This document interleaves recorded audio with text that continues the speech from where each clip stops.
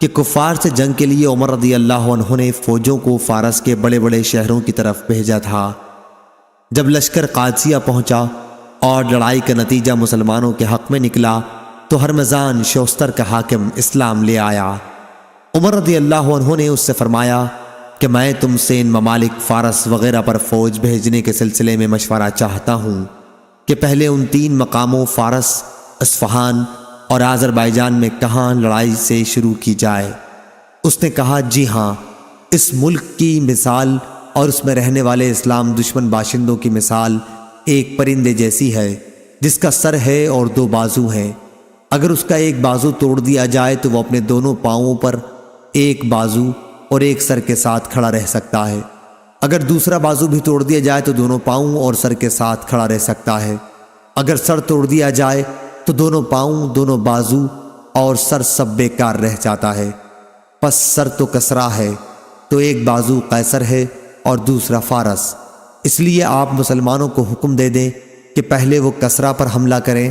اور بکر بن عبداللہ اور زیاد بن جبیر دونوں نے بیان کیا کہ ان سے جبیر بن حیہ نے بیان کیا کہ ہمیں حضرت عمر رضی اللہ عنہ نے جہاد کے لیے بلایا اور نعمان بن مقرن رضی اللہ عنہ کو ہمارا امیر مقرر کیا۔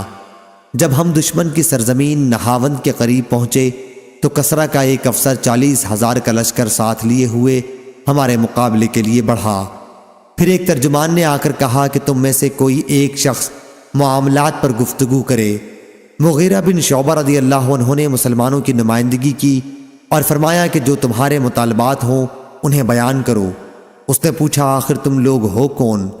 مغیرہ رضی اللہ عنہ نے کہا کہ ہم عرب کے رہنے والے ہیں، ہم انتہائی بدبختیوں اور مصیبتوں میں مبتلا تھے۔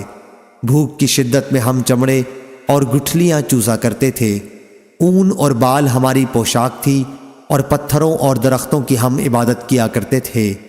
ہماری مصیبتیں اسی طرح قائم تھیں کہ آسمان اور زمین کے رب نے، جس کا ذکر اپنی تمام عظمت و جلال کے ساتھ بلند ہے، ہماری طرف ہماری ہی طرح کہ انسانی عادات و خصائص رکھنے والا ایک نبی بھیجا۔ ہم اس کے باپ اور ماں کو جانتے ہیں۔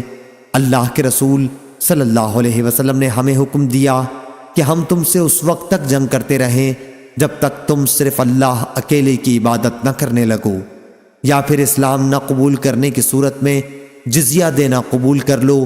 اور ہمارے نبی کریم صلی اللہ علیہ وسلم نے ہمیں اپنے رب کا یہ پیغام بھی پہنچایا ہے کہ اسلام کے لیے لڑتے ہوئے جہاد میں ہمارا جو آدمی بھی قتل کیا جائے گا وہ ایسی جنت میں جائے گا جو اس نے کبھی نہیں دیکھی، اور جو لوگ ہم میں سے زندہ باقی رہ جائیں گے وہ فتح حاصل کر کے تم پر حاکم بن سکیں گے۔